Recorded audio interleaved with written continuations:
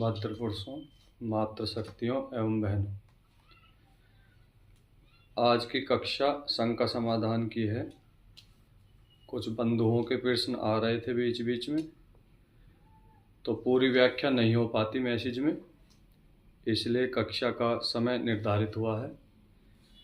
तो मेरे पास अभी तक 10 प्रश्न आए हुए हैं, मैं उनको देखता हूँ और यदि किसी का प्रश्न हो तो हैंड को अप करे। मेरे द्वारा पूछने पर फिर वो अपनी बात को रखे। तो अपने पास जो प्रश्न आए हैं उनको मैं पढ़ता हूँ। तो एक प्रश्न ये है कि मनुष्य जन्म पूर्ण कर्म से मिलता है, तो जो अच्छे कर्म करते हैं उनको मनुष्य का जन्म मिलता है। तो कहते हैं कि फिर मनुष्य की संख्या क्यों बढ़ रही है जबकि पाप अधिक हो रहे हैं। तो देखने में तो यही आता है कि जगह जगह पाप हो रहे हैं। तो शंका ये उत्पन्न हुई कि पाप इतना ज़्यादा हो रहा है तो इसका मतलब पुण्य तो कम हो रहा है, और जब पुण्य कम हो रहा है तो मनुष्यों की संख्या तो बहुत ज़्यादा बढ़ती जा रही है, और पिछले 30-40 सालों में तो और ज़्यादा बढ़ी है, लगभग दुगनी बढ़ी है। तो कहाँ 3-4 अरब से 7-8 अरब हो गई है। तो ऐसे जनसंख्या मनुष्यों की बढ़ रही है, देखने में आता है। तो ऐसा क्यों हो रहा है? तो इसका मतलब क्या ये सभी आत्माएं मोक्ष से वापस आ रही हैं? तो ऐसा तो नहीं है, क्योंकि मोक्ष में ना तो इतनी जाती हैं ना ही इतनी वापस आती हैं। अनुमान प्रमाण क्या कहता है? अनुमान प्रमाण कहता है कि गिनी चुनी करोड़ों में से 1-2 आत्मा मोक्ष में पहुंचती है और फिर उतनी ही वहां से वापस आती है। तो ऐसा तो नहीं है कि कलयुग आ गया तो मोक्ष से वापस आ रही हैं, ऐसा मानना तो ठीक नहीं है। कुछ आती होंगी 1-2%, बस इससे ज़्यादा नहीं। तो फिर इतने मनुष्य क्यों बढ़ रहे हैं? तो उनके कारण हम देखते हैं। तो पहले तो हम ये देखें कि मनुष्य बढ़ रहे हैं या और भी बढ़ रहे हैं।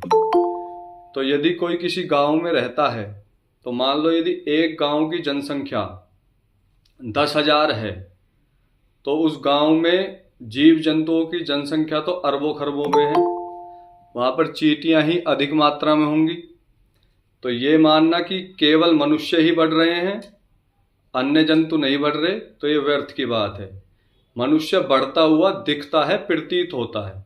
छोटे छोटे जीवाणु कीटाणु दिखते नहीं है, प्रतीत नहीं होते। तो मनुष्य बढ़ रहे हैं, ये बात भी सत्य है। तो इसका अर्थ ये तो है नहीं कि भाई पुण्य ज़्यादा हो रहा है इसलिए मनुष्य बढ़ रहे हैं, ये बात भी ठीक नहीं है। तो मनुष्य बढ़ने का कारण क्या है? तो मनुष्य बढ़ने के कुछ कारण हो सकते हैं, जैसे कुछ अंश में आत्माएं मोक्ष से आ रही हैं, इसमें मान लेंगे, लेकिन उससे इतनी ज़्यादा जनसंख्या नहीं बढ़ सकती। फिर दूसरा कारण क्या है? दूसरा कारण है, अगर हम विचार करते हैं कि जो मनुष्यों की संख्या बढ़ रही है वो किस कैटेगरी में बढ़ रही है, जैसे शूद्र परिवार में बढ़ रही है, वैश्य में बढ़ रही है, क्षत्रिय में बढ़ रही है, या ब्राह्मण में बढ़ रही है। तो देखने में आता है कि जो 4th क्लास है, लेबर क्लास है, उस कैटेगरी में जनसंख्या अधिक बढ़ रही है। तो उसमें कौन आता है, उस कैटेगरी में कौन कौन आ सकते हैं मनुष्य के रूप में? एक तो वो आ सकते हैं जो उससे ऊपर वाली कैटेगरी में थे और उन्होंने इस बार अच्छे काम नहीं किए। भाई उनके पिछले कर्म अच्छे थे तो उन्हें अच्छा परिवार मिला, अच्छे माता पिता मिले, अच्छा भोग मिला, सुख के साधन मिले, लेकिन अब वो सुख के साधनों से केवल भोग करते हैं, अच्छे कर्म नहीं करते। तो भोग करना तो उनका अधिकार था, उनके पास साधन थे, उन्होंने किए, लेकिन आगे के कर्मों के लिए भोग नहीं किए, तो वो नीचे जाएंगे। जो क्षत्रिय कुल में पैदा हुआ है वो गलत काम करता करता अगले जन्म में हो सकता है शूद्र में ही आ गया हो। तो एक तो ये है कि ऊपर से नीचे को गिरने वाले पहले शूद्र में आएंगे, और जब बहुत ही गंदे कर्म करेंगे तो फिर वो शूद्र से भी नीचे माइनस में चले जाएंगे, जीव जंतु पशु पक्षी आदि में चले जाएंगे। तो शुरुआत जो है जीरो कहाँ है? जीरो है साधारण मनुष्य के रूप में जन्म लेना। तो जब हम देखते हैं दुनिया के अंदर किन की जनसंख्या बढ़ रही है, तो साधारण मनुष्यों की जनसंख्या बढ़ रही है। मोक्ष के बाद भी जब आत्मा आती है तो वो साधारण मनुष्य के रूप में आती है, ये सत्यार्थ प्रकाश का प्रमाण है।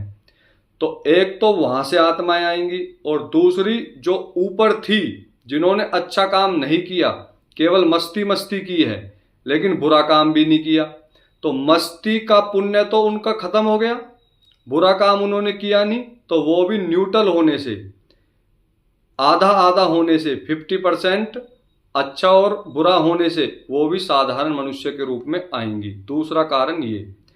तीसरा कारण क्या है, जो विशेष कारण है वो ये है कि जितने भी लोग बुरे कर्म करके पशु पक्षी जीव जंतु आदि की योनियों में गए थे, वो अपने अपने हिस्से का दंड भोग कर जब वापिस मनुष्य के रूप में आएंगे तो वो भी साधारण मनुष्य के रूप में ही आएंगे, कोई विशेष कुल से पैदा नहीं होंगे, अधिक बुद्धिमान रूप में वो जन्म नहीं लेंगे।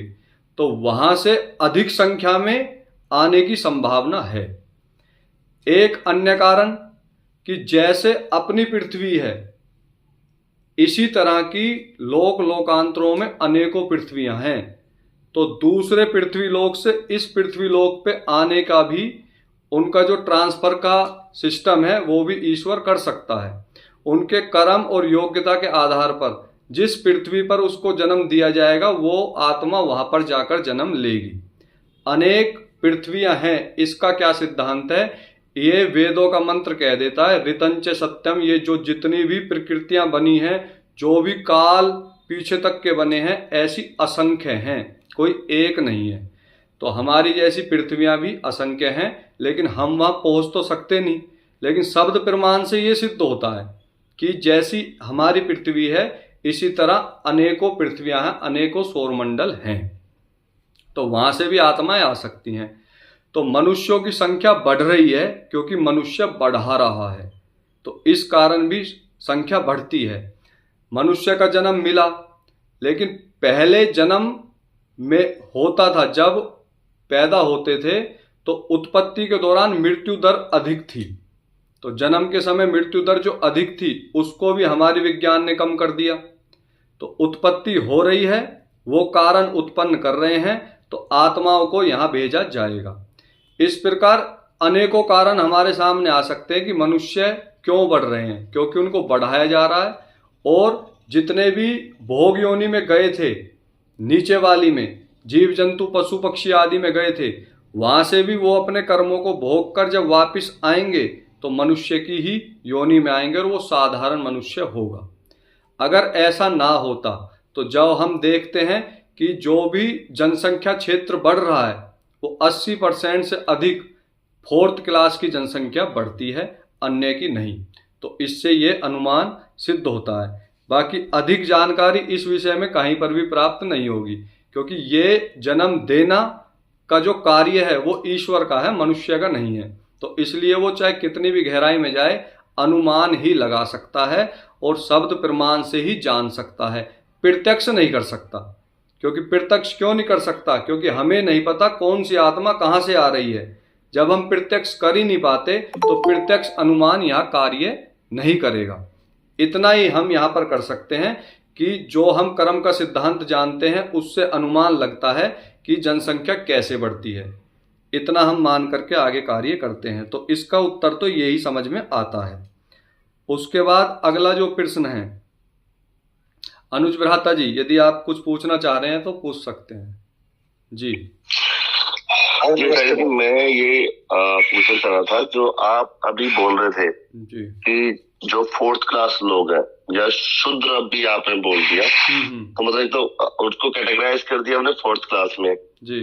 फिर हम बात कर रहे हैं कि अगर जो बुरा कर्म कर रहा है तो वो शूद्र कैटेगरी में जा रहा है नीचे। तो मैं ये जानना चाहूंगा कि जैसे हम जनरलाइज कर रहे हैं शूद्र कैटेगरी, तो इसका मतलब है कि अगर कोई जनरल कास्ट में दुख पा रहा है तो क्या उसने अच्छे कर्म किए, या हमें कैटेगराइज करना चाहिए दुखी परिवार में?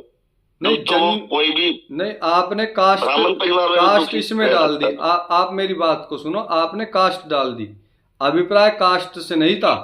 शूद्र का मतलब है चपड़ासी, लेबर क्लास काम करना। हाँ हाँ, तो वो तो ब्राह्मण परिवार में भी ऐसे घर मिलेंगे या क्षत्रिय परिवार में भी मिलेंगे जो बहुत दुखी हैं?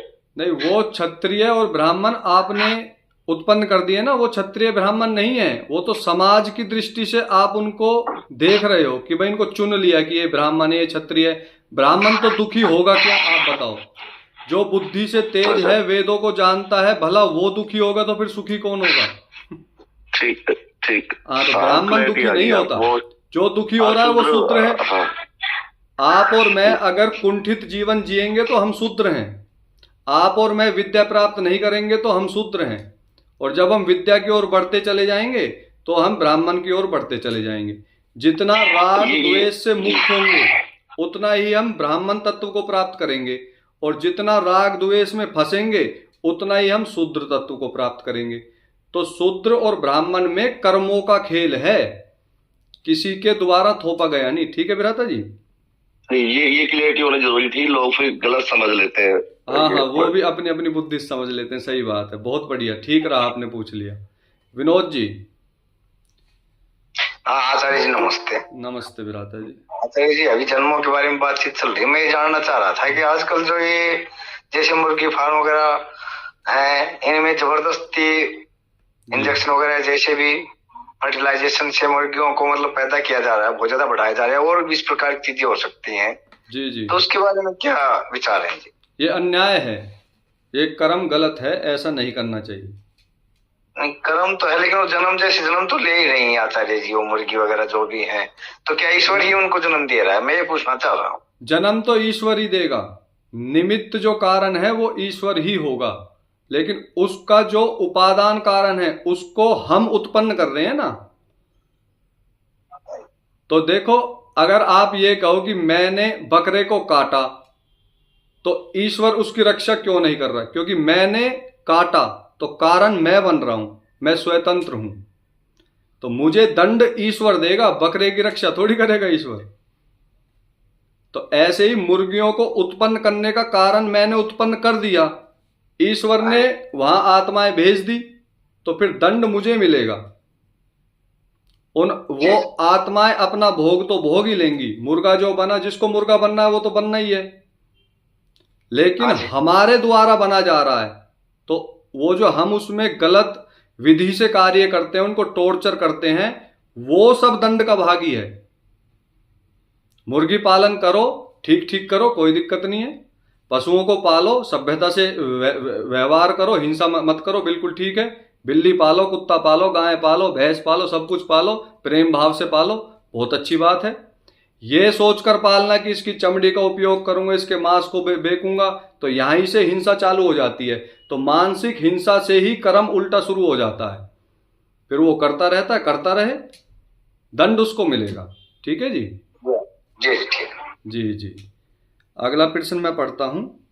शरीर हमें अपने कर्मों से मिला है, फिर हम जो मर्जी करें, ईश्वर हमें गुलाम क्यों बनाकर बैठा है? तो ऐसा भी व्यक्तियों के मन में विचार आ जाता है। कब आ जाता है? जब वो करना तो चाहता है बहुत कुछ उल्टा काम, लेकिन वो देखता है कि ऐसा करने में के लिए भी मना कर रखा है, ऐसा करने के लिए मना कर रखा है। अब वो चालाकी करके लोगों को ठग सकता है, लेकिन वो ईश्वर के दंड से डर गया कि अगर मैं इसके साथ धोखा करूंगा, इसके साथ फ्रॉड करूंगा, तो ईश्वर मुझे दंड देगा, लेकिन अगर मैं फ्रॉड नहीं करूंगा तो मेरे पास धन नहीं आएगा, फिर मुझे परेशानी होगी। तो ऐसा व्यक्ति इन प्रश्नों को उत्पन्न करता है कि हमें स्वतंत्र क्यों नहीं किया गया। जिसके पास जो ताकत है अपनी ताकत का इस्तेमाल करे, जिसको बचना है बच जाएगा, जो नहीं बच रहा तो वो उसकी कमजोरी है ना, उसकी सजा हम क्यों भोगें। तो ऐसी मानसिकता के लोग भी होते हैं। तो यहां पर जो इन्होंने कहा है ना, ईश्वर हमें गुलाम क्यों बनाकर बैठा है, ऐसा बिल्कुल नहीं है। ईश्वर गुलाम किसी को नहीं बनाता। ईश्वर तो ये कहता है कि आप बेहोशी की अवस्था में रहना नहीं चाहते। क्यों? आपका स्वाभाविक गुण है इच्छा और प्रयत्न। आप चाहते हैं 100% सुख, आप चाहते हैं दुख से 100% मुक्ति। उसके लिए मैं आपको डिवाइस देता हूं, साधन देता हूं। तो उस साधन में रजोगुण, तमोगुण, सतोगुण तीनों हैं, उन तीनों से ही वो साधन बन सकते हैं। तो आप उनका सदुपयोग करोगे तो अपने लक्ष्य को प्राप्त कर लोगे, सदुपयोग नहीं करोगे तो फिर मैं आपको दंड भी दूंगा। क्यों? क्योंकि आपको अधिकारी बनाया था अच्छे कर्म करने के लिए, और आपको सूचना दी थी, आपको सुझाव दिया था और आदेश दिया था। तो जब व्यक्ति सुझाव और आदेश को नहीं समझता तो इस प्रकार की भ्रांति उत्पन्न होती है। सुझाव क्या है? उसमें आपकी पूरी मर्जी है, पूर्ण रूप से स्वतंत्र हो, करो करो, ना करो मत करो। जैसे सुझाव क्या है भाई, मनुष्य को प्रतिदिन यज्ञ करना चाहिए, अग्निहोत्र करना चाहिए, ये सुझाव है। यदि नहीं करोगे तो आपको दंड नहीं मिलेगा, तो ये सुझाव है, इसमें आपकी इच्छा है, करोगे तो लाभ मिलेगा, नहीं करोगे तो हानि नहीं होगी, लाभ जो मिलना था वो प्राप्त नहीं कर पा रहे, तो इसमें दंड नहीं दिया जाएगा, तो ये सुझाव है। व्यायाम करना चाहिए, ये भी सुझाव है। सात्विक भोजन करना चाहिए, ये भी सुझाव है। फिर आदेश क्या है? आदेश है जो बिल्कुल निषेध हो, वो आदेश होता है। जैसे शराब मत पी, ये आदेश है। शराब पिएगा तो दंड भी मिलेगा, शरीर का नुकसान तो उसके परिणाम से होगा ही होगा, वो नुकसान परिणाम वाला दंड नहीं है, वो दंड अलग है जो ईश्वर देगा, क्योंकि उसका निषेध किया है। आपने उसके द्वारा दिए गए शरीर रूपी साधन का अपमान किया है। ईश्वर कहता है मांस मत खा, आप खाओगे तो मांस का परिणाम तो बीमारी लाएगा, वो दंड नहीं है, वो तो परिणाम है, दंड अलग मिलेगा। ऐसे ही नशा मत कर, फिर भी नशा करते हो, तो इस चीज को आप जान ले, जो कार्य निषेध हैं वो तो है आज्ञा, और जो कार्य निषेध नहीं है वो है सुझाव। सुझाव दिया जाता है मित्र को, तो ईश्वर मित्र के रूप में हमें सुझाव देता है। आज्ञा देता है जो हमारा स्वामी हो, तो ईश्वर हमारा स्वामी भी है, तो वो हमें आज्ञा भी देता है। जैसे ट्रैफिक के नियम है, आप कार ले लो, ठीक है, रेड लाइट क्रॉस नहीं कर सकते, ये आदेश है, सुझाव नहीं है। फिर सुझाव क्या है? सुझाव ये है कि आप ड्राइविंग देख करके करें, सोच समझ के करें, जब आपको नींद ना आए तब ड्राइविंग करें, जब आप ड्राइविंग कर रहे हो तो अपने साथ बैठे व्यक्ति को सोने के लिए ना कहें, तो ये सुझाव है। अगर साथ का व्यक्ति सो जाएगा तब भी आपको कोई दंड थोड़ी देगा, लेकिन सुझाव है, वो नहीं सोएगा तो आप भी सोने से बच जाओगे, वो सो जाएगा तो हो सकता है उसको देख के आप भी सो जाओ। लेकिन आदेश क्या है? सीट बेल्ट लगानी है तो लगानी है, ओवर स्पीड नहीं करनी तो नहीं करनी, ये आदेश हैं। और जहां आदेश का खंडन होगा वहां दंड मिलेगा परिणाम से अलग, तो परिणाम अलग है, दंड अलग है। तो इस बात को समझ ले, जो ये सोचता है कि मैं आदेश नहीं मानूंगा वो मूर्ख है, और जो ये सोचता है कि सुझाव भी आदेश है वो भी मूर्ख है। सुझाव आदेश नहीं है। लोग क्या करते हैं? सुझाव को आदेश बना के थोपते हैं, जिससे व्यक्ति कुंठित हो जाता है। भाई मेरा सामर्थ्य नहीं है, मेरे पास इतना धन नहीं है, मैं अग्निहोत्र नहीं कर सकता, लेकिन दूसरे क्या कहेंगे? अरे गृहस्थी है, तू अग्निहोत्र करना चाहिए तुझे, अगर तू अग्निहोत्र नहीं करता तो तुझे कठोर दंड दिया जाएगा। ऐसा नहीं है। लेकिन उपासना करना ये सुझाव नहीं है, ये आदेश है। ईश्वर ने कहा है मैं तुझे साधन देता हूं मनुष्य का, तो तू इससे उपासना कर, ध्यान लगा, अपने आप को पवित्र कर, शुद्ध कर, ऐसा आदेश दिया है। तो जो व्यक्ति ईश्वर भक्ति नहीं करता उसको दंड मिलेगा, लेकिन जो व्यक्ति यज्ञ नहीं करता उसको दंड मिले, ऐसा विधान नहीं है। सामर्थ्य है तो यज्ञ करेगा, इच्छा है तो यज्ञ करेगा, नहीं इच्छा तो कोई बात नहीं, अग्निहोत्र नहीं कर सकता तो कोई बात नहीं। तो ऐसा मान लेना चाहिए, आदेश और सुझाव को अलग अलग रख करके चलना चाहिए। ईश्वर ने ये नहीं कहा कि आप भोजन करो या मत करो, ये कहा है कि आप समय पर भोजन करोगे, नियम अनुसार भोजन करोगे तो लाभ प्राप्त होगा, और अगर नियम अनुसार भोजन नहीं करते तो कोई बात नहीं, उसका कोई दंड आपको नहीं दिया जाएगा। ये इस बात का उत्तर है। तो ईश्वर हमें गुलाम नहीं रखता, वो तो हमारा साथी है, सुझाव देता है और आदेश देता है, क्योंकि वो हमारा पिता है। तो पिता आदेश भी देता है, सुझाव भी देता है, इसी प्रकार वो कार्य करता है। तो तीसरा प्रश्न है, अच्छे कर्म करते करते बोर क्यों होने लगते हैं? तो ऐसा भी होता है। भाई किसी ने हमें बताया कि दान देना अच्छा कर्म है। अब दान देते देते भी बोर हो गए, कितना दे जी, अब मैं नहीं देता, अब मैं अगले साल दूंगा या 2 महीने बाद दूंगा, तो ये बोरियत है। किसी ने कहा कि दूसरों की सेवा करो, तो शुरू में सेवा की तो बहुत अच्छा लगा, लोगों ने सम्मान भी किया, उत्साह भी बढ़ाया, लेकिन जब लोगों को पता चल गया ये तो सेवा करता ही रहता है, तो अब ध्यान देना बंद कर दिया। तो फिर हम बोर होने लगे कि अब तो कोई कुछ पूछता ही नहीं, अब तो सब यही कहते हैं ये तो करता ही रहता है। तो ये बोरियत कब आती है? जब हम उम्मीद रखते हैं, जब हम कोई भी इच्छा के बदले उसके पूरे होने का स्वार्थ उसमें छुपा के रखते हैं, जब हम ईश्वर को साइड में कर देते हैं और संसार को मुख्य मान लेते हैं, तब हम अच्छे कर्मों से बोर हो जाते हैं। तो जब जब ऐसा महसूस हो तब तब आप समझ लेना कि आप संसार को खुश करने के लिए कार्य कर रहे थे, ना कि ईश्वर के समीप जाने के लिए। तो वो बोरियत अपने आप समाप्त हो जाएगी। ईश्वर ने कोई फोर्स नहीं कर रखा, कोई जबरदस्ती करने के लिए नहीं बोल रखा। उन्होंने कहा सामर्थ्य के अनुसार कार्य करो, तो जो सामर्थ्य है उसके अनुसार कार्य करना है। अगर पब्लिक को देखोगे, संसार को देखोगे, तो आप अपने सामर्थ्य को भूल जाओगे। सामर्थ्य नहीं है, संसार को देख करके अधिक दान कर दिया और फिर खुद का परिवार भूखा मर रहा है, ये भी गलत है। परिवार में 5 सदस्य हैं, तो जो इनकम सोर्स है वो 5 के लिए है, अकेले आपके लिए नहीं है। कई व्यक्ति ये सोचते हैं मैं कमा रहा हूं जितना मर्जी दान कर दूं, ऐसा भी नहीं है। उसके 5 हिस्से होंगे, या तो 5 का मिला करके दान करो थोड़ा थोड़ा, या फिर 5वें हिस्से का अपने हिस्से में से दान करो, तब ठीक माना जाएगा। आप जबरदस्ती उनके हक को नहीं मार सकते, चाहे वो आपकी संतान ही क्यों ना हो। तो अपनी संतान का भी आप 2-4% दान कर सकते हो, अपना भी कर सकते हो, परिवार का समूह के रूप में भी दान कर सकते हो।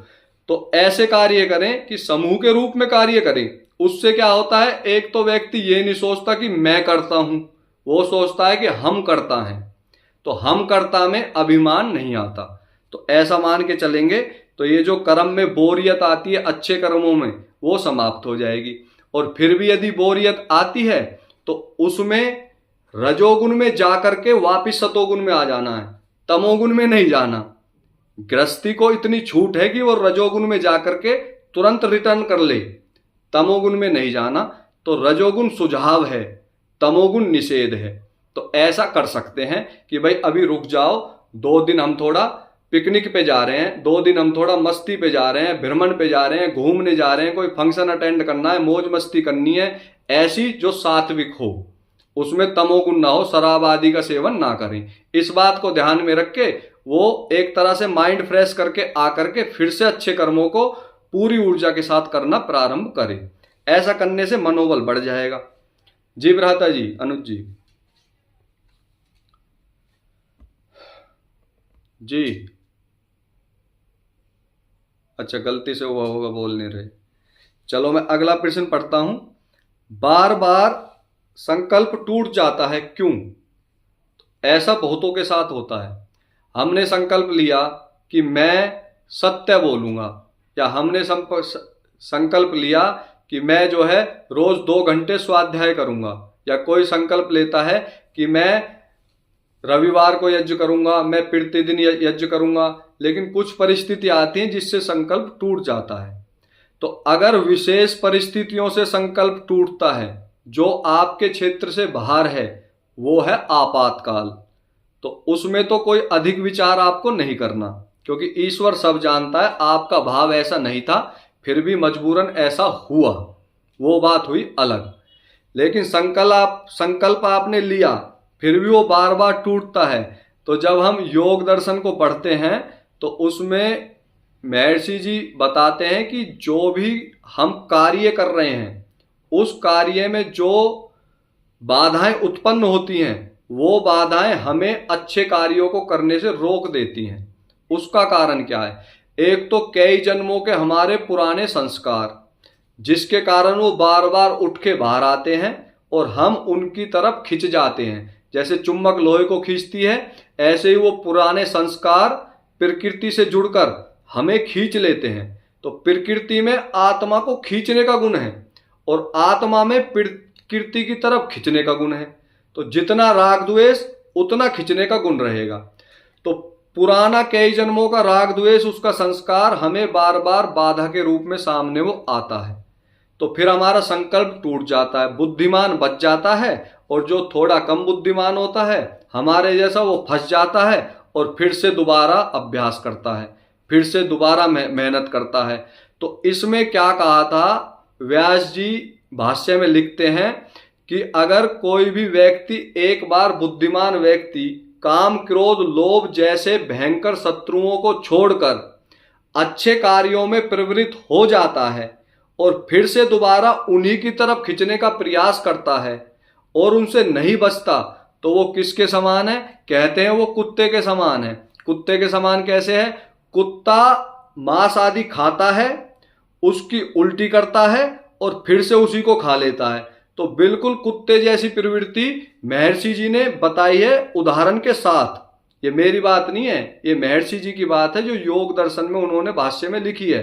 तो वो कहते हैं कि ऐसे में इस उदाहरण का सिमरन रख ले, वो इस बात को ध्यान रख ले कि आपने जो संकल्प लिया था वो संकल्प दृढ़ रहेगा। जब आप किसी क्रिया को 2-4 दिन 10 दिन 20 दिन कर सकते हैं तो आप उसको लंबे समय तक भी कर सकते हैं। कुत्ता बनने की आवश्यकता नहीं है, आप उसकी तरफ ना जाएं। किसी ने संकल्प लिया कि मैं क्रोध नहीं करूंगा, अब 2 महीने तक उसने क्रोध नहीं किया, फिर उसके बाद उसको क्रोध आने लगा तो उसको याद आएगा ना मुझे क्रोध आ रहा है। तो ये महर्षि जी का उदाहरण याद कर लेना कि अगर मैंने अब क्रोध किया तो मैं कुत्ते के समान आचरण करने वाला बनूंगा। तो ये आपकी मदद करेगा और आपको सहायता प्रदान करेगा। तो बार बार संकल्प नहीं टूटेगा। आपातकाल में जो संकल्प टूटता है उसको तो ईश्वर भी स्वयं जानता है, उसमें परेशान होने की कोई भी आवश्यकता नहीं है। इस बात को समझ लें। अगला प्रश्न है, मैंने बहुत ज्ञान प्राप्त कर लिया फिर भी मुझे शांति नहीं मिलती, क्यों? चलो, ज्ञान तो खैर कोई भी बहुत प्राप्त नहीं कर सकता, फिर भी उनको लगा होगा कि मैंने बहुत कुछ प्राप्त कर लिया है लेकिन शांति नहीं मिल रही। शांति आचरण से मिलेगी, इस बात को मस्तिष्क में बैठा लें। मन की शांति जब तक आचरण नहीं होगा तब तक प्राप्त नहीं हो सकती। शाब्दिक ज्ञान से कुछ नहीं होने वाला, केवल बुद्धि तेज तो हो जाएगी, शातिर बन जाओगे, लेकिन अपने व्यवहार में परिवर्तन आप केवल आचरण से ही कर पाओगे। अब आचरण कैसे होगा, उसके 2 साधन बता दिए, अभ्यास और वैराग्य। बार बार अभ्यास करो और राग से मुक्त होते रहो। अभ्यास करोगे वैराग्य बढ़ेगा, वैराग्य बढ़ेगा फिर अभ्यास होगा, फिर अभ्यास होगा फिर वैराग्य बढ़ेगा। तो ऐसे चलता रहेगा। ऐसे चलते रहने से आपके मन को शांति प्राप्त होगी। शास्त्रों के अनुसार सत्य को जाने, भ्रांति वाले सत्य को ना पहचाने। आप क्या करते हैं, जिसने बोल दिया उस पे काम करना शुरू कर दिया। ऐसा मत करो, कम से कम 2, 4, 10 की बातों को सुनो, फिर उनको उनकी शास्त्रों से तुलना भी करो, या फिर जो शंका आती है उसको सबसे अलग अलग पूछो, उनके उत्तरों की फिर तुलना करो। तो ऐसा करने से आपका समाधान स्पष्ट रूप से दिखाई देगा। तो फिर ऐसी दिक्कत नहीं आएगी कि मुझे बहुत ज्ञान हो गया फिर भी शांति नहीं मिली। हकीकत तो ये, जब आपको पता चलेगा कि मुझे कुछ भी ज्ञान नहीं हुआ, तभी से शांति की शुरुआत होगी, और ये होगा आचरण से। जो व्यक्ति जितना जानता जाता है वो उतना ही महसूस करता जाता है कि अभी मैंने कुछ नहीं जाना। ये हकीकत है। जो इस वेद विद्या के ज्ञान में जितना अंदर जाएगा वो अपने आप को उतना ही फीका पाएगा, और तब तक फीका पाएगा जब तक समाधि को प्राप्त नहीं कर लेता। समाधि प्राप्त करने पर जो विवेक ख्याति उत्पन्न होती है उसके बाद फिर उसके सही सही समझ में आता है। तब तक सही सही समझ में नहीं आता, तब तक तो लीपापोती ही चलती रहती है। तो ऐसा तो ना समझे कि ज्ञान आ रहा है तो हमने उसको हासिल कर लिया। ज्ञान तब तक आचरण में नहीं आता तब तक शांति नहीं मिलेगी। तो जितनी शांति मिल रही है अर्थात उतना ही आचरण हो रहा है, और जितनी अशांति है अर्थात उतना आचरण नहीं हो रहा। ऐसे आप अपनी तुलना कर सकते हैं। इस प्रकार आप जान लें। अगला प्रश्न मैं पढ़ता हूं। पेड़ पौधों की तरह अन्य प्राणियों के अंग खाने में क्या दोष है जबकि दोनों जीव हैं? तो प्रश्नकर्ता का अभिप्राय यह था कि जैसे हम पेड़ पौधों से फल फूल टहनियाँ तोड़ लेते हैं और अपने यूज में लेते हैं, और उसमें कोई दोष नहीं है, क्योंकि ईश्वर ने आदेश दिया है कि आप इनका सेवन करें, लेकिन जड़ से ना उखाड़ें। जो बड़े बड़े वृक्ष हैं उनको जड़ से ना उखाड़ें, वो गलत बात होती है। फिर भी अपने स्वार्थ के लिए लोग करते रहते हैं। तो जितना वृक्षों के विषय में नहीं छोड़ते सोचते, हालांकि सोचना तो चाहिए, आप पत्तों का, फूलों का, टहनियों का दातुन के रूप में या कोई भी अनाज अन्न वगैरह जो विधि है उसके रूप में आप प्रयोग कर सकते हैं। जड़ी बूटियों का दवाइयों के रूप में प्रयोग कर सकते हैं, उसमें कोई दोष नहीं है। तो जैसे उसमें दोष नहीं है, तो प्रश्नकर्ता कह रहा है कि ऐसे ही जो और चीजें हैं उनके अंगों को काट काट कर खाने में क्या दोष है?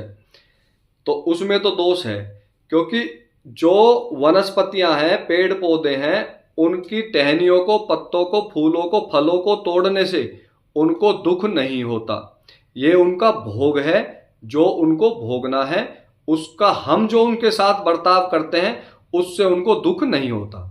लेकिन जो अन्य जीव हैं, वनस्पतियों से अलग जो जीव हैं, उनके साथ जब भी आप काटापीटी करोगे, उनका पोस्टमार्टम करोगे, तो उनको पीड़ा होगी, और पीड़ा देने का अधिकार किसी भी मनुष्य का नहीं है। वो अन्याय की श्रेणी में आता है, हिंसा की श्रेणी में आता है। तो जो भी दुष्ट व्यक्ति की हत्या करता है, उस दुष्ट को जो पीड़ा हो रही है वो अन्याय नहीं है। तो ऐसा आप जान लें, दुष्ट का वध करना न्याय में आता है। तो अब कोई कहता है कि हम तो हिंसक जानवरों को मार मार के खाते हैं, तो ये तर्क उसका गलत है। मनुष्य बुद्धिमान है, उसको मारने की आवश्यकता नहीं है। वो अपनी बुद्धि से उन हिंसक जानवरों की भी रक्षा कर सकता है और स्वयं की भी रक्षा कर सकता है। ये वो खामोखा की ड्रामा करता है कि हिंसक जानवर है इसलिए मारने पड़ते हैं, सांप आ गया जी इसलिए मारना पड़ गया जी। सांप को मारने की कोई आवश्यकता नहीं है, उसको जाने का रास्ता दिया जाए। उसके सामने आके खड़े हो जाते हैं, उसको जाने नहीं देते, फिर वो अटैक करता है, फिर उसको मारते हैं। अगर सांप को रास्ता दिया जाएगा तो वो सीधा जंगल में जाएगा, उसको तुमसे कोई मतलब नहीं है। वो पता है कि तुम उससे ज्यादा खतरनाक हो, वो जानता है इस बात को, इसलिए वो अपनी रक्षा करना चाहता है। कोई भी जानवर ऐसा नहीं है जो मनुष्य से ना डरता हो।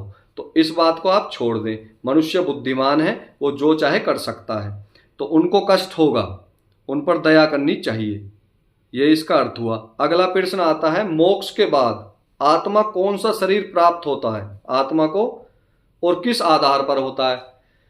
तो जब मोक्ष में जाते हैं तो 36,000 बार सृष्टि का बनना और बिगड़ना, इतना लंबा समय होता है। 31 नील 40 खरब, 31 नील 10 खरब 40 अरब वर्ष का जो समय होता है। तो कह रहे हैं कि जब वहां से वापिस आएगा तब वो कौन सा जन्म प्राप्त करेगा। तो उसका प्रमाण सत्यार्थ प्रकाश में भी बता रखा है स्पष्ट, और ऋग्वेद आदि भाष्य भूमिका में भी स्पष्ट कर रखा है। उसमें कह रहे हैं कि उसको साधारण मनुष्य का जन्म मिलेगा। साधारण मनुष्य का जन्म क्यों मिलेगा, वो तो होगी प्रमाण की बात, तो थोड़ा विचार भी इस पे होना चाहिए।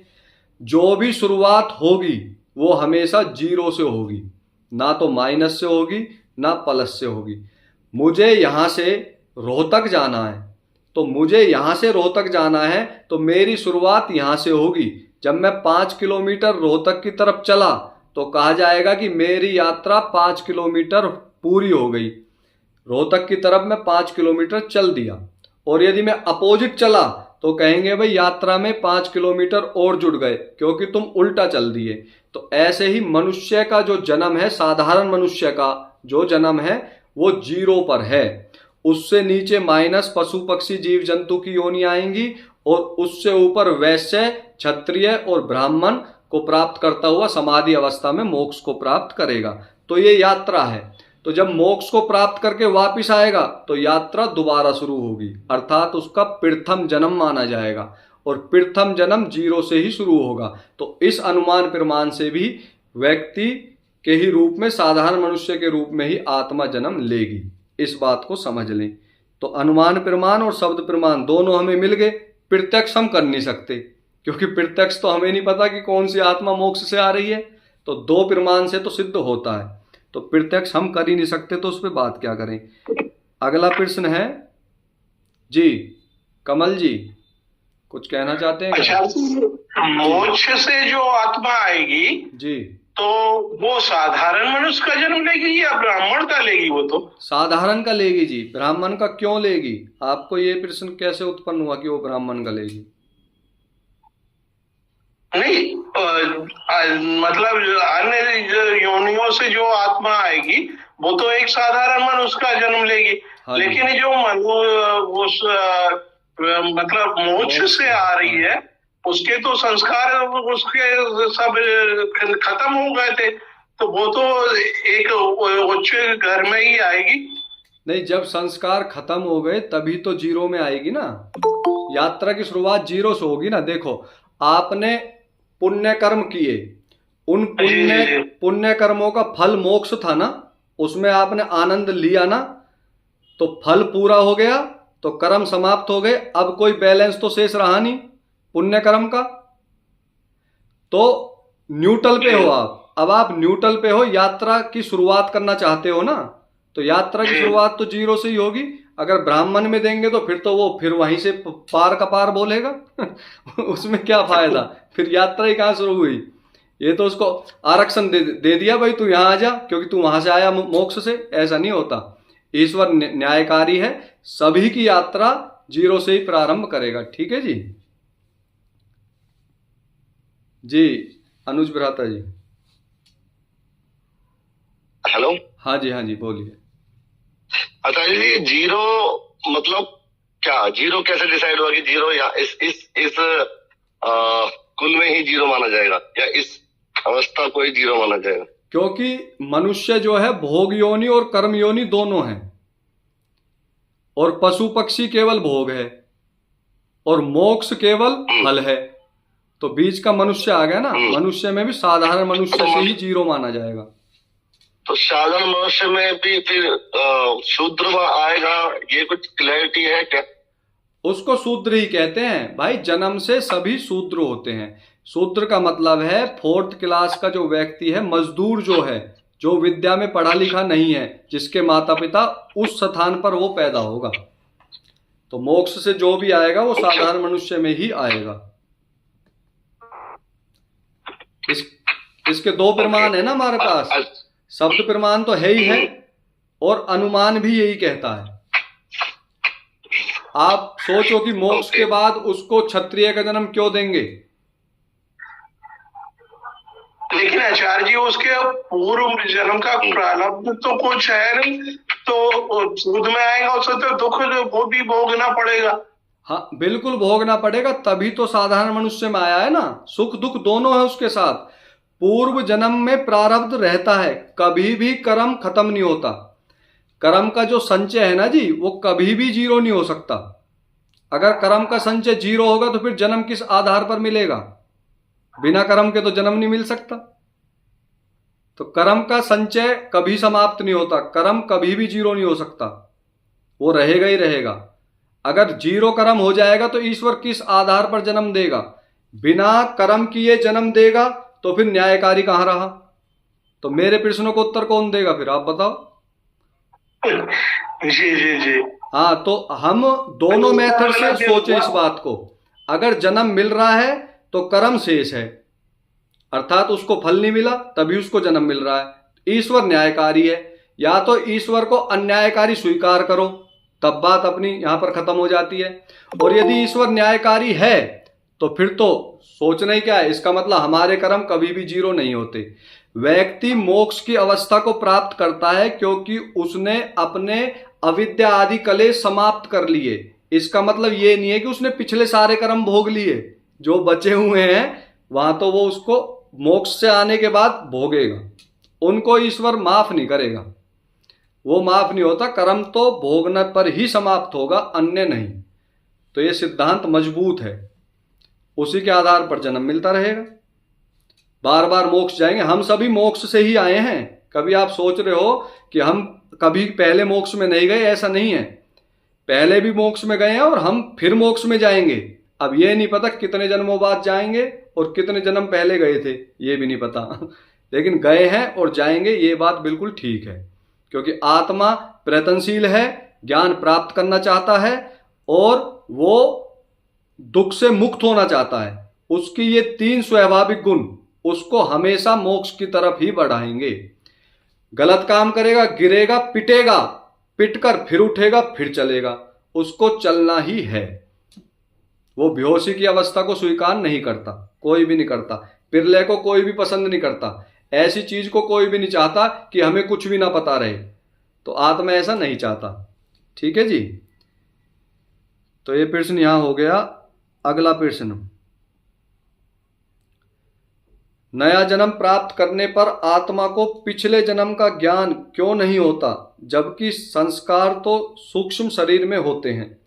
तो बात ये बिल्कुल ठीक है कि हमारा स्थूल शरीर जो दिखाई दे रहा है ये तो यहीं छूट जाएगा, लेकिन जो सूक्ष्म शरीर है वो अगले जन्म में हमारे साथ जाएगा। और कब तक साथ जाएगा? जब तक मोक्ष प्राप्त नहीं हो जाता या फिर पिरले अवस्था नहीं आ जाती। तो मोक्ष प्राप्त नहीं होता, पिरले अवस्था नहीं आती, तो हम अगला जन्म लेंगे। तो जब हम अगला जन्म लेंगे तो हमारे संस्कार हमारे साथ हैं, तो फिर हमें पिछले जन्म की बात याद क्यों नहीं है, जबकि हम तो सारा डाटा अपने साथ लेके चल रहे हैं? तो प्रश्न तो ये बिल्कुल ठीक है, लेकिन कैसे? पेन ड्राइव के अंदर जो भी डाटा है वो कब तक काम नहीं करेगा? जब तक उसको कंप्यूटर में ना लगाया जाए। तो कंप्यूटर को समझ लो स्थूल शरीर, और पेन ड्राइव में जो डाटा है वो समझ लो सूक्ष्म शरीर। तो सूक्ष्म शरीर जब तक स्थूल शरीर से नहीं जुड़ेगा तब तक वो कुछ नहीं जान पाएगा। अब जो संस्कार के डाटा आप अपने साथ लेकर के चल रहे हो, जब आपको अगला शरीर मिलेगा, क्या वो परिपक्व अवस्था में मिलेगा? नहीं मिलेगा। अर्थात उसके वो सभी सिस्टम एक्टिव नहीं हुए जो होने चाहिए थे। तो उन सिस्टमों को एक्टिव करने के लिए हमें फिर से प्रयत्न और ज्ञान अर्जित करना पड़ता है, ताकि वो सिस्टम फिर से एक्टिव हो जाए।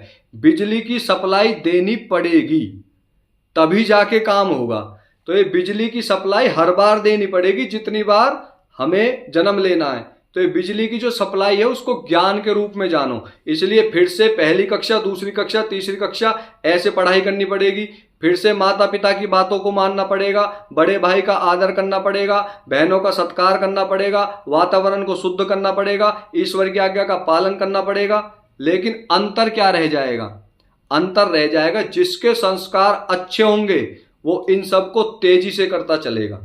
एक व्यक्ति 7 साल की आयु में बहुत अच्छा गाना बजाता है, बहुत अच्छा म्यूजिक करता है, तबला बजाता है, हारमोनियम बजाता है, तो ये 7 साल की मेहनत थोड़ी है। पिछले संस्कारों ने 7 साल में ही उनको ये योग्यता दे दी। एक व्यक्ति 20 साल तक अनपढ़ रहता है, फिर उसका वैराग्य किसी घटना को देखकर जागृत होता है और वो अगले 30 साल में वेद आदि के भाष्य भी करने लगता है, योग दर्शन को कंठस्थ कर लेता है। तो ये कोई यही नहीं है कि जो 20 साल तक बिल्कुल भी नहीं पढ़ा हो और आगे ऐसा कर चुका हो तो वो उसी जन्म का फल है, ऐसा नहीं है। पिछले संस्कार थे, जैसे ही पिछले संस्कारों को मौका मिलता है वो अपना काम कर देते हैं, वो अच्छे हों चाहे बुरे हों। अच्छा व्यक्ति अच्छा करता करता अचानक बुराई को अपना सकता है, बुरा व्यक्ति बुरा करता करता अचानक अच्छाई को भी अपना सकता है, लेकिन ये रेयर चांस होते हैं, लेकिन होते संस्कार के बल पर ही हैं। लेकिन नॉर्मल रूप से क्या होता है कि हम हर बार सीधा सीधा पढ़ेंगे, सीधा सीधा ज्ञान लेंगे, अभ्यास करेंगे, प्रयत्न करेंगे, अच्छे काम करेंगे तो हमारे संस्कार और जुड़ते चले जाएंगे। इसलिए हमें पिछला कुछ भी याद नहीं होता, होना भी नहीं चाहिए। अगर पिछला याद होगा तो झगड़ा नहीं बढ़ जाएगा। पिछले जन्म में मेरे पड़ोसी ने मुझे मारा था, इस जन्म में मुझे आ जाए याद कि इसने मुझे मारा था, तो बताओ कैसे दुनिया काम करेगी? हर जगह तहस नहस हो जाएगा। तो पिछला जन्म याद नहीं रहता, अच्छी बात है। और हमारे जो गुरुजन हैं, जो विद्वान सन्यासी हैं, वो अब भी क्या कहते हैं? वो कहते हैं कि इस जन्म की भी जो बातें हैं जो आपको दुख देती हैं या आपको राग द्वेष में फांसती हैं, उनको भी भूल जाओ। पिछले जन्म की तो छोड़ो, इस जन्म की भी भूल जाओ। तो वो तो तत्काल की बातों को भी भूलने के लिए कहते हैं, और आप पिछले जन्म की बात याद करना चाहते हो, मत करो। तो ये सिद्धांत बहुत अच्छा है, ईश्वर की ये हम पर विशेष कृपा है कि हमें पिछला जन्म याद नहीं रहता। ठीक है जी, ये प्रश्न यहाँ पर हो गया। 2 प्रश्न और शेष रह गए, इसको और पढ़ लेते हैं। भगवत गीता में श्री कृष्ण ने कहा है कि मैं ही सब हूँ, मेरे से ही शुरुआत है, अंत है, परंतु वह मनुष्य शरीर में पैदा हुए थे। अच्छा, तो प्रश्नकर्ता कहना चाह रहा है कि वो अपने आप को ईश्वर बता रहे हैं, लेकिन वेद कहते हैं कि ईश्वर अवतार नहीं लेता, लेकिन उन्होंने तो जन्म लिया है, अर्थात शरीर को धारण किया है। तो ये शंका उनकी उत्पन्न हो गई। किसी भी कार्य को समझाने की शैलियां होती हैं। जब कोई भी वक्ता, गुरु, आचार्य या विद्वान वेदों की बातों को बताता है, तो वो हो सकता है ईश्वर बन के उस बात को कह रहा हो सकता है सेवक बन के उस बात को कह रहा हो सकता है राजा बन के उस बात को कह रहा हो, और हो सकता है गुरु बन के उस बात को कह रहा हो। तो यहां पर श्री कृष्ण जो कह रहे हैं, स्वयं को ईश्वर बनाकर उस बात को कह रहे हैं। इसका मतलब ये समझाने की शैली है, ये एक मेथड है, विधि है, और जो मेथड होता है उसको मेथड के रूप में ही जाना जाता है। वेदों के प्रमाण से उस बात को समझा जाता है। तो वेदों के प्रमाण से क्या समझ में आती है कि श्री कृष्ण ने अपने आप को ईश्वर बताते हुए ऐसा कहा है कि तू ये जान कि मुझसे ही शुरुआत और मुझसे ही अंत है। इसका मतलब ये नहीं है कि श्री कृष्ण से ही शुरुआत और श्री कृष्ण से अंत है। फिर भी आप इस बात को मानते हो तो दूसरी चीज आती है। अब जो है गीता में ही कहा गया है, क्या कहा गया है? कहा गया है कि मैं जो है बुराई में जुआ हूं। तो जैसे बताते हैं ना कि उसमें मैं ये हूं, उसमें मैं हूं, तो वो कहते हैं कि बुराई में मैं जो है जुआ हूं। तो अब आप बताओ, ईश्वर क्या जुआरी है? ईश्वर जुआरी तो नहीं है। तो इन बातों से पता चलता है कि ईश्वर जुआ तो खेलता नहीं, क्योंकि ईश्वर ने तो कहा है कि जुआ नहीं खेलना। और यहां पर श्री कृष्ण कह रहे हैं, तो क्या वो कह रहे हैं ये बात सत्य सिद्ध होती है? सत्य तो सिद्ध नहीं होती। इसका मतलब क्या है? मिलावट है। हमारे अच्छी इतिहास की जितनी भी पुस्तकें हैं, उनके इतिहास को करप्ट करने में कोई कसर नहीं छोड़ी। ये बात तो लगभग सभी बुद्धिमान जानते हैं। और यहां पर जो शंका समाधान है वो अध्यात्म और व्यवहार का है। भगवत गीता जो पुस्तक है वो इतिहास की पुस्तक है, अध्यात्म की पुस्तक नहीं है। इससे भी कई को थोड़ा सा शौक रहेगा कि ये क्या कह रहे हैं। उसमें इतिहास की बातें हैं, युद्ध होता है, श्री कृष्ण बताते हैं, अर्जुन सुनता है, इसी को इतिहास कहते हैं। तो उस इतिहास को बताने में जो अध्यात्म का ज्ञान दिया गया है वो कुछ अंश मात्र है। तो इसका मतलब ये नहीं है कि वो अध्यात्म की पुस्तक होगी। अब आप कहोगे फिर जी ऐसे क्यों कहते हैं, मैं गीता पे हाथ रख के कसम खाता हूं, ये क्यों कहते हैं ये हमें भी नहीं पता। लेकिन इसका कोई अर्थ नहीं बनता कि गीता पे हाथ रख के कसम खाएं या ना खाएं, उसका कोई विशेष अर्थ नहीं बनता, जबकि वो इतिहास की पुस्तक है, अध्यात्म की पुस्तक नहीं है। अध्यात्म की पुस्तक है सठ दर्शन, वेद, ऋग्वेद आदि भाष्य भूमिका और ऋषियों की प्रमाणिक पुस्तकें। तो वहां से आप जाने। और फिर दूसरी बात है, गीता में बहुत सारी मिलावटें भी आपको देखने को मिलेंगी। तो जो श्लोक वेदों से प्रमाणित होता है उसको स्वीकार करें और अपने आचरण को शुद्ध करें। श्री कृष्ण जैसी साधना भी करें, उनके जैसा तप भी करें, जैसे वो थे वैसा भी बने। तो फिर आपको गीता भी अच्छे से समझ में आएगी। अगला प्रश्न, और ये अंतिम प्रश्न है, कहते हैं ईर्षा द्वेष आदि गुण आत्मा के होते हैं, तो क्या किसी के स्वाभाविक गुणों में परिवर्तन किया जा सकता है? जैसे कोए को सफेद रंग दे दें या उसकी आवाज को जो है बदल दें। तो एक तो इसमें जो ईर्षा द्वेष है, ईर्षा आत्मा का स्वाभाविक गुण नहीं है, तो इसको तो हटा ही देते हैं। आत्मा का ईर्षा करना स्वाभाविक गुण नहीं है। ईर्षा तो वो अज्ञानतावश होकर के बाद में करता है, तो वो स्वाभाविक गुण नहीं है। द्वेष स्वाभाविक और निमित्त दोनों हैं। तो द्वेष के अर्थ भी दो बैठते हैं। एक द्वेष तो ये कि मुझे बुराइयों से दूर रहना है, तो बुराई से द्वेष किया, तो ये है स्वाभाविक गुण। आत्मा किससे द्वेष करती है? दुख से। वो कहती है कि मुझे दुख से 100% छूटना है, तो ये द्वेष है स्वाभाविक। और जो द्वेष हम व्यवहारिक भाषा में जानते हैं वो द्वेष है निमित्तिक, वो अज्ञान के कारण उत्पन्न होता है। तो जो स्वाभाविक द्वेष है उसको तो परिवर्तित नहीं किया जा सकता, उसको तो समाप्त नहीं किया जा सकता, कभी भी आत्मा ये नहीं कहेगी कि मुझे दुख चाहिए, मैं दुख से द्वेष नहीं करता, ये असंभव है। लेकिन दूसरे से जो व्यवहारिक रूप में द्वेष करते हैं वो निमित्तिक है, अज्ञान के कारण उत्पन्न हुआ था और तत्व ज्ञान होने से समाप्त हो जाएगा, उसी को समाप्त करना है। तो वो द्वेष समाप्त हो जाता है, स्वाभाविक द्वेष नहीं होता। ये हमारे 10 प्रश्न थे, थोड़े तेजी से मैंने बताए हैं, लेकिन आशा करता हूँ सभी को समझ में आए होंगे। अब यदि किसी का कोई प्रश्न है तो वो पूछ सकता है, और आगे कभी प्रश्न इकट्ठे होंगे तो फिर से हम कक्षा रख लेंगे। जी प्रहलाद भ्राता जी। नमस्ते गुरु जी। नमस्ते भाई।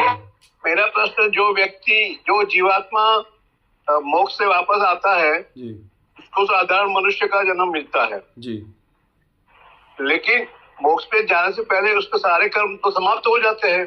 नहीं होते, सारे कर्म समाप्त नहीं होते। अविद्या आदि कलेश दग्ध बीज होते हैं जी, तो वो आगे कर्म बुरे नहीं करता। समाधि अवस्था में बुरे कर्म क्यों करेगा? वो तो ईश्वर का चिंतन मनन कर रहा है ना, तो निष्काम कर्म हो रहा है। जब निष्काम कर्म हो करके अविद्या आदि कलेशों को समाप्त करता है तो ये मोक्ष की पात्रता है। जी अब मुझे मोक्ष का फल दे दीजिए, ठीक है मोक्ष का फल दे दिया, लेकिन जो पीछे का पेंडिंग पड़ा था वो थोड़ी दिया है, उसको वापिस आकर के फिर से भोगना है। उसी के आधार पर अगला जन्म होता है। अगर जन्म खत्म हो जाएंगे तो फिर अगला जन्म किस आधार पे दोगे बताओ? जब कोई कर्म ही नहीं किया तो फिर जन्म क्यों मिलेगा? जन्म तो कर्मों का फल है ना। जी जी। हाँ तो ये बिल्कुल सही बात है। लेकिन गुरु जी, हाँ जी, उसका पॉजिटिव और नेगेटिव मतलब पुण्य और पाप इक्वल होगा तभी मनुष्य का जन्म मिलेगा। तो उसके कर्म की सरखावनी कैसे करेंगे, क्योंकि वो तो लौट रहा है मोक्ष से। इक्वल तो होगा ही होगा, ज्यादा नहीं होगा, तभी तो समाधि में पहुंचा है ना जी।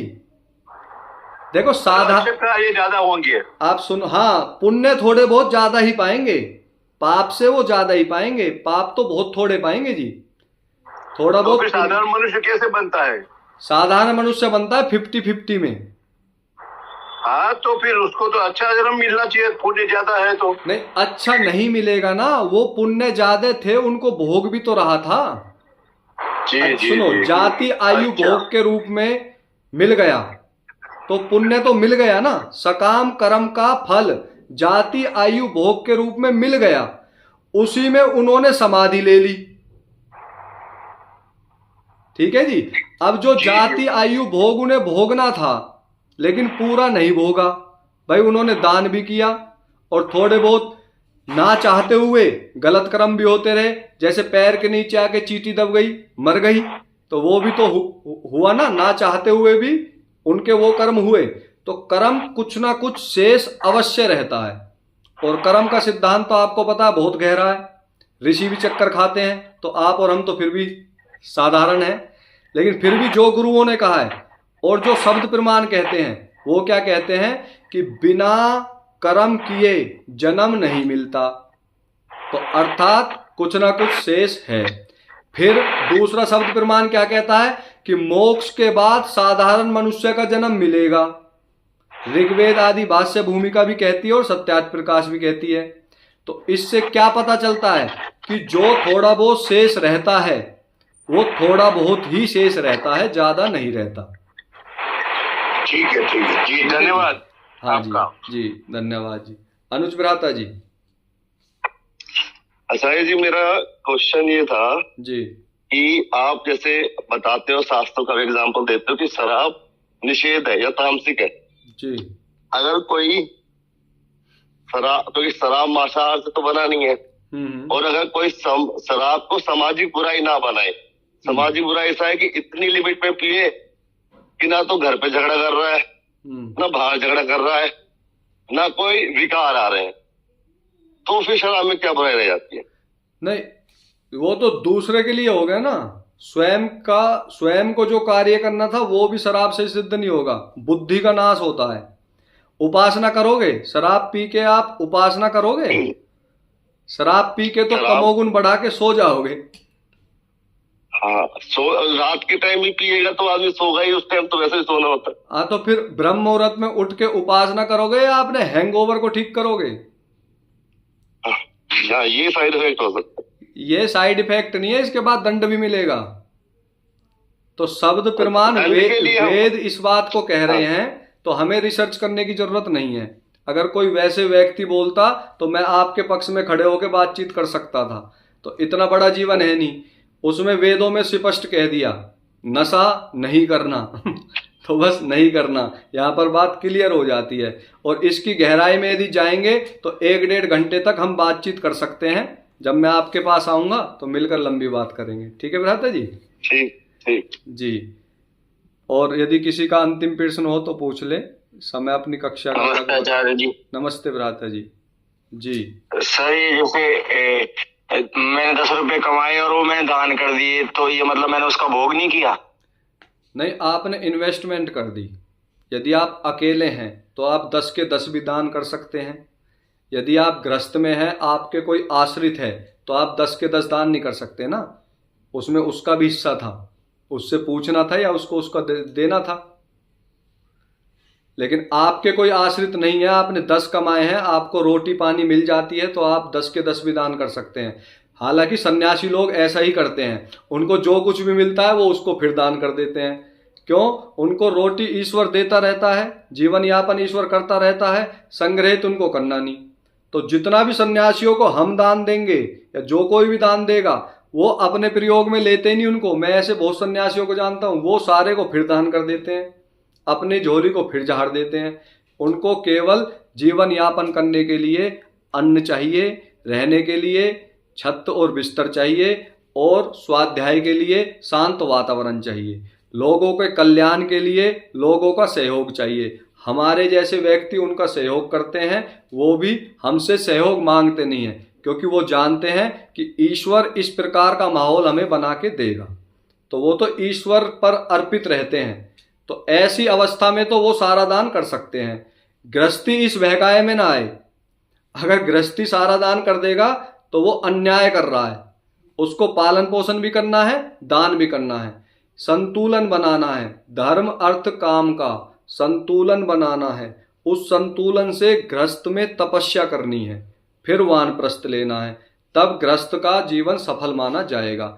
और अगर आप किसी के बहकाए में आकर सब कुछ दे दिया, सोने आभूषण चढ़ाया है, कहीं कहाँ क्या चढ़ाया है, कभी बाजी व्यक्ति तो ऐसा पूरी तनख्वाह ही दान दे देता है। एक मुझे मिला था रामपाल का चेला, वो कहता है जी मैं अपनी तनख्वाह दान कर देता हूँ, मगर जीवन यापन कैसे चलता है? बाप लाते हैं, उनसे हम खा पी लेते हैं। ये अन्याय है, ये गलत है, ऐसा उन्हें नहीं करना चाहिए था। अपने परिवार का पालन पोषण स्वयं करना चाहिए था। पिताजी ने जो तुम्हारा किया था सो कर लिया, अब तुम अपने परिवार को भी पिताजी के आश्रित होकर के अपनी कमाई को किसी आश्रम में छोड़ के आते हो, ये गलत है।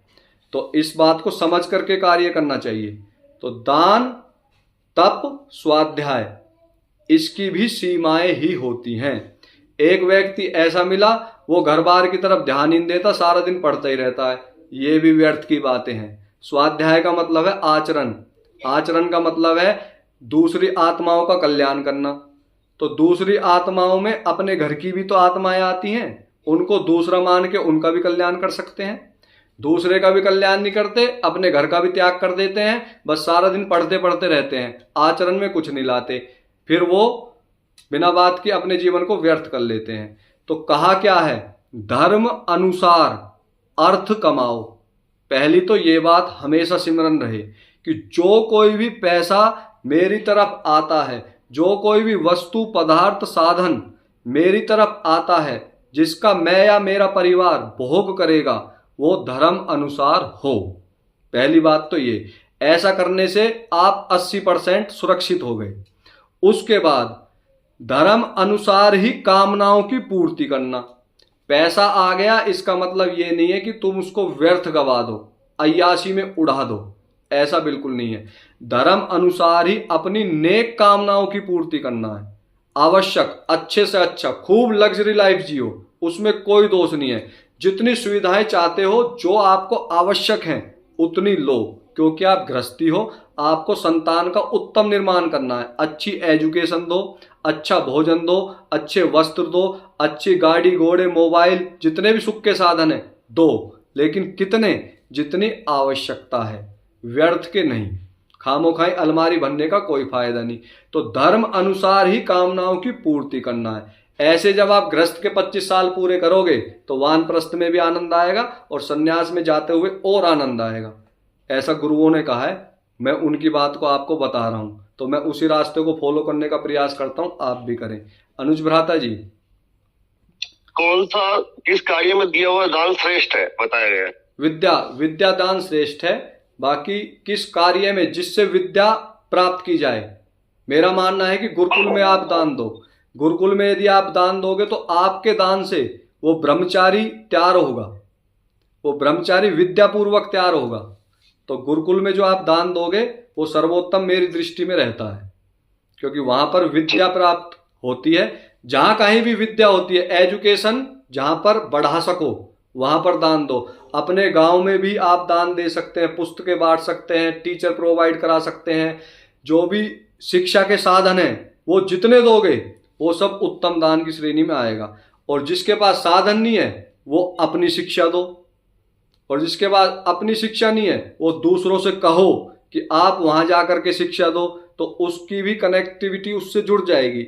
मान लो अब कोई व्यक्ति अच्छे विचार अच्छी बात को सोशल मीडिया पर पोस्ट करता है, तो अगर हम उसको शेयर कर देते हैं तो हम उसमें जुड़ जाते हैं। ऐसे कोई व्यक्ति गलत चीज को पोस्ट करता है, हम गलत चीज को शेयर करते हैं तो हम उसमें जुड़ जाते हैं। ऐसा नहीं करना चाहिए। जितनी भी हिंसक वीडियो हैं, फलाने व्यक्ति ने गाय को काट दिया, अगर आप हिंदू हो तो पूरे विश्व में फैला दो, प्रत्येक के मोबाइल में ये होनी चाहिए। मोबाइल में वो वीडियो जाएगी तो व्यक्ति शांति को प्राप्त करेगा, अशांति को प्राप्त करेगा, अशांति को प्राप्त करेगा। वो वीडियो पहुंचानी चाहिए थी सुरक्षा एजेंसियों के पास, ना कि साधारण मनुष्य के पास। वो चाव चाव में सोचता है कि मैं धर्म का काम कर रहा हूं, वो धर्म का काम था ही नहीं, वो उल्टा नुकसान उठा लेता है। और जो अच्छी बातें हैं जो पहुंचानी चाहिए थी वो पहुंचाने से कतराता है, तो यहां पर भी वो नुकसान उठा लेता है। ये आधुनिक दान करने का तरीका है, दूसरे का सहयोग, उसमें जुड़ जाना। तो ये मेथड भी बहुत अच्छा है, उसको भी आप अपनाया करें। ठीक है जी, समय हो गया है पूरा। एक बार मिल करके सभी ओम का उच्चारण करेंगे।